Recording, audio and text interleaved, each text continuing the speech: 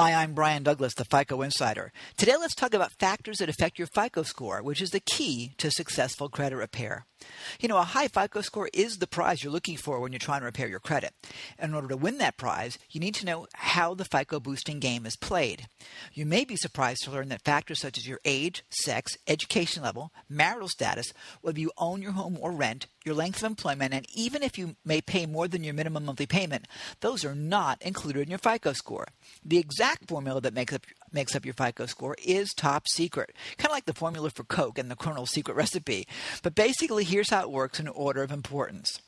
35% of your score is based on how you pay your bills. Now, paying on time is great, and paying late hurts you. No big surprise there. If you have accounts that are charged off, or if you file bankruptcy, you're really going to take a hit here. Recent activity is more important than older activity. In fact, if you have had old bad debt, the best thing to do is leave it alone.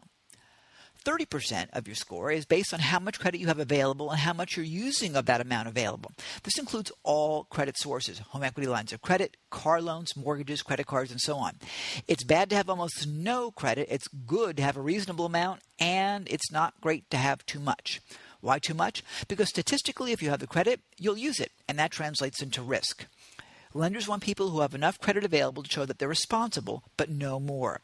The key to a high credit score is to not only use the credit you absolutely need, but keep your balances reasonable and make those payments on time. Speaking of payments on time, 15% of your score is the length of your credit history. Long-standing relationships with creditors will help you very much here. For example, if you had a mortgage loan for 10 years without refinancing it, you'll get many more points than if you refinanced every couple years. Likewise, if you had the same credit cards for many years, that looks good. FICO and your creditors likes to see long-term relationship with customers. So if you have a credit card that you've had for a long time, but you hate the credit card company, don't close it out. Keep it, because that will help you. 10% of your score is the variety of your credit accounts. You'll do much better here if you've had many different types of credit, say a car loan, a mortgage, and a few credit cards. If you have only installment loans or just revolving credit, that's credit cards, of course, you won't score as high. Mix it up a bit. Just as you should have some variety in your social life, you should have some variety in your credit mix.